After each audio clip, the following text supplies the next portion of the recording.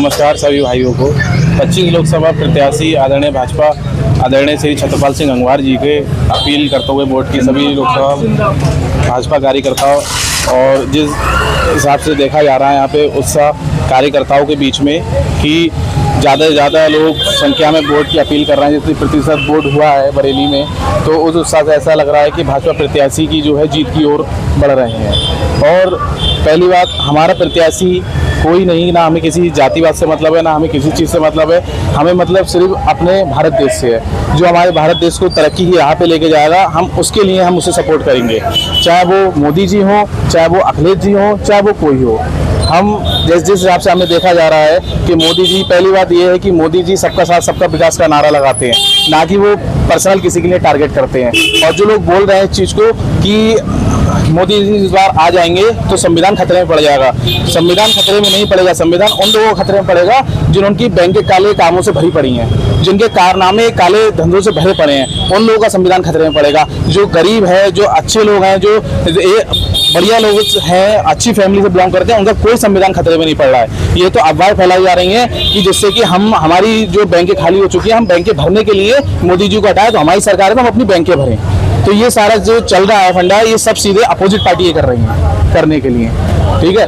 ऐसा हमारे नरेंद्र मोदी जी, जो आपने भी रील के माध्यम से देखा होगा लोगों को, और जिस हिसाब से आप देख रहे हैं आउट ऑफ इंडिया में कितनी हमारी तारीफ हो रही है मोदी जी की, उस हिसाब से आप देख रहे हैं तो आपको भी लगता होगा कि हाँ, मोदी जी कुछ अच्छा काम कर रहे हैं। आज से पहले आप देखा जाएगा 25-40 साल पहले कि जिससे कि हमारे भारत देश के साथ कोई भी देश नहीं खड़ा हुआ था, सिर्फ रूस के अलावा। आज वो कंडीशन हो गई है कि हमारे भारत देश के साथ सारे देश खड़े हैं, बस पाकिस्तान के साथ चाइना खड़ा है।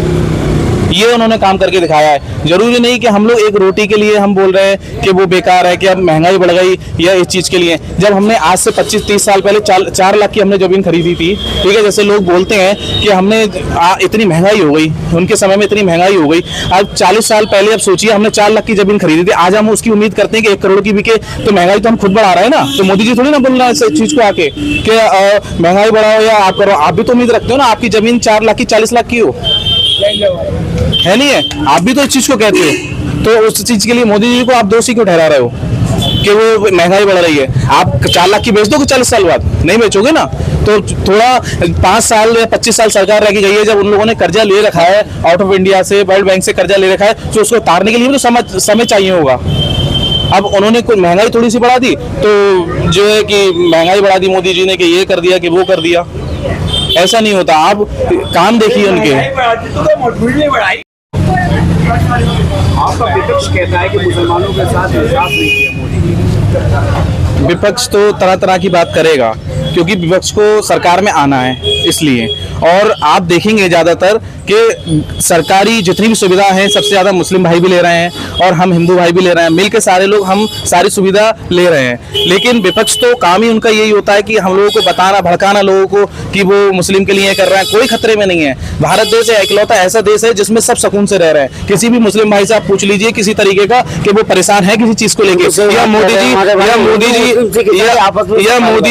मोदी जी आपको मीडिया में बता रहे हैं कि मैं इन्हें जीने नहीं दूंगा, या मैं हिंदुओं के लिए ऐसा करूंगा, क्या मैं इनको, कोई भी मुझे एक न्यूज चैनल ऐसा बता दीजिए जिसमें उन्होंने दिखाया उस रियलिटी इस तरीके की, कुछ नहीं है। लेकिन हम लोग इस चीज को कर रहे हैं ना, हम और आप इस चीज को फैलाते हैं ना कि वो मुस्लिम है या हम हिंदू हैं, ऐसा कुछ नहीं है। अभी आप काट के देखोगे हाथ में तो खून एक ही रंग का निकलेगा। बहुत बढ़िया, ठीक है ना। ये तो लोग सरकार में आने के लिए कर रहे हैं, क्योंकि उन्हें पता चला है कि बैंक में से हमारा पैसा कम होता जा रहा है, चुनाव भी लड़ रहे हैं और घर का खर्चा पानी उठा रहे हैं, इसलिए उनका पैसा कम हो रहा है, तो सरकार में आके वो पैसा कमाना चाहते हैं।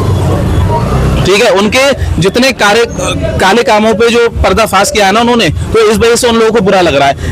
इतिहास में ऐसा था कि मुख्यमंत्री कभी जेल में नहीं जाते थे, आज उनके जितने भी काले काम आगे आए तो सबको जेल में भेजा गया है। नहीं, सवाल तो इस बात का है कि जेल में जो लोग जा रहे हैं, विपक्ष क्यों जेल में जा रहा है? नहीं, विपक्ष नहीं, आज जिस तरीके से देखा जा रहा है, विपक्ष के नेता जेल में जा रहे हैं। क्या भाजपा का कोई भी नेता भाजपा का नेता को घोटाला नहीं कर रहा है? अरविंद केजरीवाल जेल में है, जितने भी विपक्ष के नेता सब जेल में जा रहे हैं। सवाल इस बात का है कि आखिर विपक्ष के नेता ही जो आरोपी प्रत्यारोपी क्यों है? 10 साल से भाजपा सत्ता में है, 10 साल से तो भाजपा सत्ता में है ना। 10 साल से भाजपा में सत्ता होने के बाद भी कांग्रेस को निशाना साधा जा रहा है। सवाल इस बात का है कि भाई विपक्ष तो जब 10 साल से सत्ता में नहीं है, सत्ता में तो कांग्रेस है ना, सत्ता तो भाजपा है ना।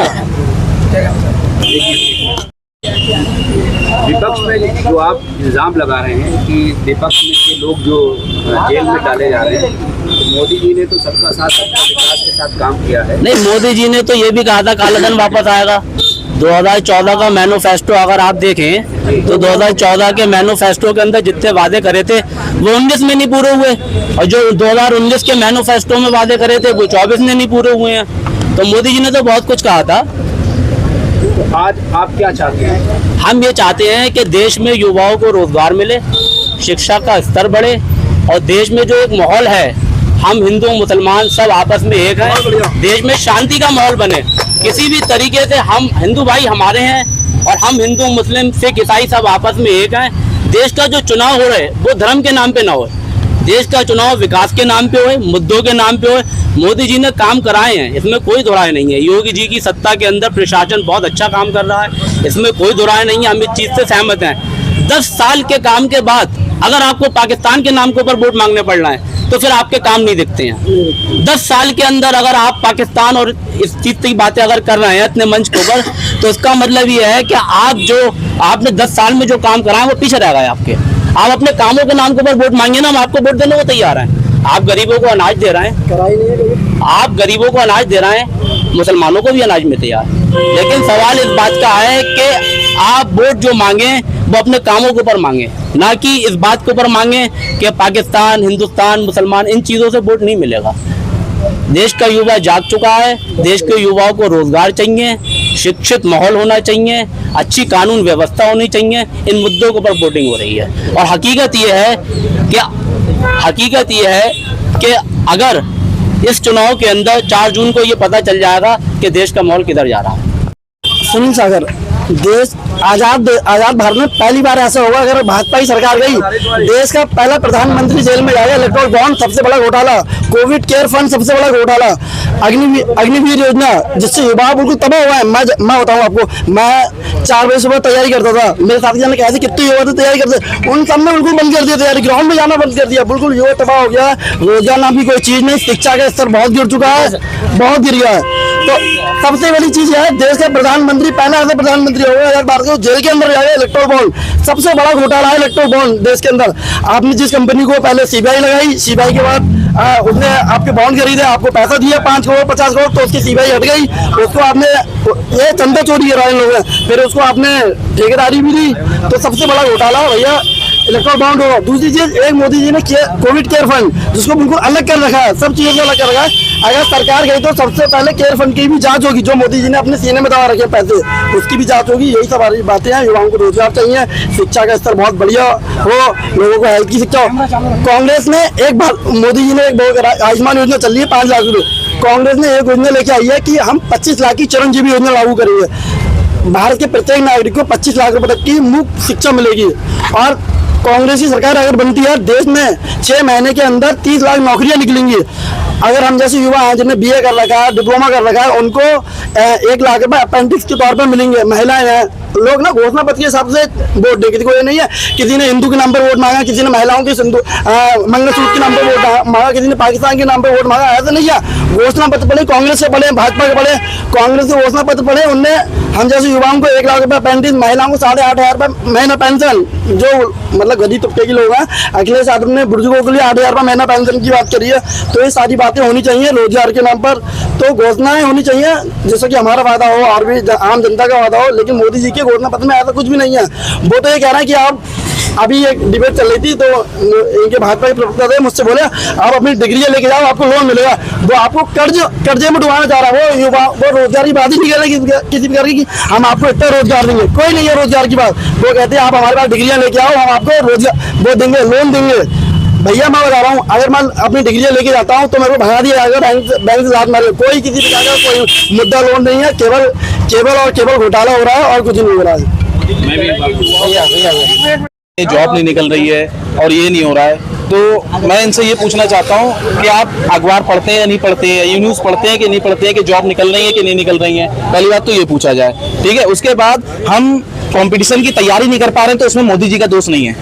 कंपटीशन निकल रही है तो भैया लिसन टू मी, पहले मैं बोल रहा हूँ ना, बोलने दो। तो हम पेपर कंपटीशन नहीं निकाल पा रहे हैं तो इसमें मोदी जी का दोष नहीं है, ठीक है। इसमें हम जैसे भाई साहब बोल रहे थे कि ये घोटाला वो घोटाला, तो ऐसे घोटाले तो सपा ने तो बहुत ही ज्यादा किए थे, ठीक है। सपा ने भी, ऐसा नहीं है कि सपा जो है गंगा जल से नहाई हुई आई है कि उसने बिल्कुल नहीं करे। उनके राज में सब लोग जानते हैं कि कितना गुंडा राज था, रोडों पे बहनें सुरक्षित नहीं थी, रात बिरात में किसी की जान का कोई जिम्मेदारी नहीं ले रहा था, ठीक है ना। तो हम बोलने के लिए हम बोल सकते हैं क्योंकि हम भी विपक्ष के इंसान हैं, ठीक है। जैसे भाई साहब काफी टाइम से फुका हुए हैं बीजेपी से, तो इसलिए भाई साहब अपने दिल की भड़ास निकाल रहे हैं। अच्छा भैया ये कह रहे हैं कि जाता हूँ मैं बीएचयू के अंदर मनासी के अंदर एक छात्रा के साथ रेप होता है और भाजपा के आईटी सेल के 3 लड़के उनके साथ रेप करते हैं और भाजपा सरकार कहती है बुलडोजर। उन छात्रों से पूछता हूँ कि बुलडोजर चला, भाई साहब से पूछो बुलडोजर चला कि नहीं चला। तुम केवल मुसलमानों के घर पे बुलडोजर चलाओगे, तुम दलितों के घर पे बुलडोजर चलाओगे, तुम ब्राह्मणों के घर पे बुलडोजर चलाओगे, उन लड़कों के घर पे बुलडोजर क्यों नहीं चला? बताओ। हाथों से घटना हुई, क्या से घटना हुई, कितनी घटना करोगे? महिलाओं की बात करते हो कि महिला सुरक्षित, कोई महिला सुरक्षित नहीं है, महिलाएं और इस सरकार में और पीड़ित हो गई है। बीएचयू घटना सबसे बड़ी इनका वो है कि 3 भाजपा के आईटी सेल के लड़कों ने इनके साथ रेप करा और उनके ऊपर बुलडोजर अभी तक नहीं चला। स्मृति ईरानी के साथ, गृह मंत्री जी के साथ, मोदी जी के साथ वीडियो उनका वायरल हुआ। स्मृति ईरानी जो महिलाओं की बात करती है, भैया क्या हुआ? कुछ नहीं हुआ। अभी आप देख लो भाजपा के कोई रमन्ना करके है भैया, कर्नाटक के सबसे बढ़िया सुनो, चुनाव में रमन्ना करके कोई नाम है उनका, 3000 वीडियो वायरल हुई उनके साथ। उनने भाजपा के ही मतलब भाजपा हो जो भी जेडीएस हो, 3000 महिलाओं के साथ रेप करा, फिर उनकी वीडियो बनाई और फिर उनको वायरल करा। कितनी शर्म की बात है हिंदुस्तान के अंदर एक जेडीएस का नेता जो मोदी जी जिसको मंच पर बुलाते हैं और उसके लिए वोट मांगते हैं, भैया भाजपा की बात करते हैं कि महिलाएं सुरक्षित है। एक जेडीएस भाजपा समर्थित पार्टी का जो 3000 महिलाओं के साथ रेप करता है, फिर उसकी वीडियो बनाता है, फिर वायरल करता है उस वीडियो, और फिर मोदी सरकार उसको विदेश भगा देती है, मोदी सरकार उसको विदेश भगा देती है। और उसके पिताजी उसको भगाने की भी अभी साजिश थी, लेकिन उसको गिरफ्तार कर लिया गया क्योंकि कर्नाटक में कांग्रेस की सरकार है, इसलिए वो गिरफ्तार हो गया। तो ये सब भाई साहब एक केवल झूठे और खोखले वादे हैं इनके, जो ये कहते हैं तो ये कह रहे हैं कि हमने तो नौकरियां दी है और उत्तर प्रदेश। अरे तो नौकरी बता ना, नौकरियां दी है। ऐसी कोई परीक्षा नहीं उत्तर प्रदेश में इसका पेपर लीक ना हुआ। मैंने पुलिस का पेपर दिया, परीक्षा फॉर्म भरा हुआ, उसकी फीस भरी गई, फिर पर्चे वो लीक करा दिया गया। और भाजपा सरकार के जो जहाँ पर शासन है गुरुग्राम, वहाँ पर एक रिसोर्ट, वहाँ पर हजारों छात्रों को पर्चा वो मतलब उनको सिखाया जा रहा था कि ये क्वेश्चन आएंगे गुरुग्राम में, भाजपा के राज्य में ये हो रहा है। तो ऐसी कोई परीक्षा नहीं जिसका पेपर लीक नहीं हुआ हो, क्योंकि बाबा वीक है इसलिए परीक्षा लीक है। तो ये सब हो रहा है, योगी सरकार में हो रहा है, बाबा वीक है परीक्षा लीक है। ऐसी कोई परीक्षा 10 परीक्षाएं भैया ऐसी हैं जो लीक हो चुकी हैं। कोई परीक्षा का नाम बताओ जो सक्सेस हुई हो, जिसमें युवाओं को रोजगार मिला। कोई एक परीक्षा बताऊंगी जिसमें रोजगार मिला हो। ओबीसी आरक्षण 6800 अभी 69 मतलब 1000 मतलब हजार के आसपास बेचारे भटक रहे हैं, ओबीसी और एसटी के लोग भटक रहे हैं। कभी वो केशव प्रसाद जी के पास जाते हैं, कभी वो ओम प्रकाश राजभर के पास जाते हैं, दर भटकते हैं, उनको लाते घूसे डंडे मरते हैं। उनको नहीं सुना जा रहा। जो सुप्रीम कोर्ट ने आदेश दे दिया कि आपको नित्य करिए, कुछ नहीं सुनवाई हो रही, उनको लाते घूसे मारे जा रहे हैं। तो कुछ नहीं है भैया, भाजपा सरकार जाने वाली है, इनका अंत आ चुका। मोदी की ऐसी कोई रैली हो जिसमें इनने रोजगार के नाम पर वोट मांगा, कोई रैली में रोजगार के नाम पर वोट नहीं मांगना। इतना स्तर गिर गया है प्रधानमंत्री का। हमारे वो कह रहा है महिलाओं को कांग्रेस के राज में अगर कांग्रेस की सरकार आ गई तो उनका मंगलसूत्र छीन लिया जाएगा। बताओ कितना स्तर गिर गया। 70 साल में कभी ऐसा नहीं हुआ। तो प्रधानमंत्री हमारा ये कह रहा है कि महिलाओं को मंगलसूत्र के नाम पर वोट मांग रहा है। इनने कोई काम करा हो तो काम को नाम पर वोट मांगे ना। हम तो ये कह रहे हैं हम वोट देंगे प्रधानमंत्री को, एक वोट काम तो कराए ना। हम बरेली के मुद्दे में होने चाहिए। बरेली में भाजपा के लोग बहुत है। संतोष गंगवार 8 बार से लगातार जीतू आ रहा है बरेली में, 8 साल से लगातार। कोई भाजपा के लोग यहाँ पर जितने खड़े, कोई एक काम बताए संतोष गंगवार का कि संतोष गंगवार ने एक काम करा। मैंने अभी वोट नहीं डाला, मेरे जन्म में ही है, मैं संतोष गंगवार को वोट दूंगा अगर एक काम कोई संतोष गंगवार का गिना दे और मेरे सामने वो वीडियो से वोट डाले। संतोष गंगवार का भाजपा के संतोष गंगवार को एक काम गिला दे कि संतोष गंगवार जी ने एक काम करा बरेली के अंदर। कुछ नहीं, हमें तो लोगों को बांटा है, हिंदू मुसलमान पाकिस्तान। बीजेपी ने उनका काम ना देख छत्रपाल जी को वोट दिया है। छत्रपाल सबसे बड़ा जहरीला आदमी, हिंदू मुसलमान इतना गिराता भाई साहब, इतना गिरा। जो अपनी विधानसभा पहले नहीं जीत पाया वो बरेली क्या जीतेगा। सबसे जहरीला आदमी छत्रपाल, सबसे जहरीला आदमी। उससे संतोष कुमार जी थे, संतोष कुमार जी जहरीली नहीं थे, मीडिया आदमी थे। तुम जाओगे हाँ भैया काम होता नहीं था, लेकिन ये आदमी तो जहरीला है भाई साहब। इतना हिंदू मुस्लिम होगा, इतना हिंदू मुस्लिम होगा, अरे जीत गया धोखे थे। पहली बार तो जीत नहीं रहा, ये जा रहा है 400 पार करते थे। आप कह रहे हैं अगर विपक्ष चुनाव जीता, अमित शाह कह रहा है विपक्ष चुनाव जीता तो इनका प्रधानमंत्री कौन होगा, इस पर आया प्रधानमंत्री कौन होगा। जो 4 सवाल की बात करते थे, आप कहना कि प्रधानमंत्री कौन होगा। हमारे पास बहुत सारे हैं, राहुल गांधी जी है और बहुत से सारे हमारे पास है जो प्रधानमंत्री बनने के लिए तैयार है। और भाजपा को तो बताओ, मोदी जी की स्लोगन है, ये सरकार जाएगी भाजपा की, इनका जो अंतिम समय है निकट है। और प्रधानमंत्री पहले ऐसे होंगे जेल के अंदर जाएंगे। कोविड केयर फंड, मेरी बात सुनते हैं, कोविड केयर फंड और इलेक्ट्रो बॉन्ड सबसे बड़ा घोटाला साबित हो देश का, सबसे बड़ा बात ये बात है भैया।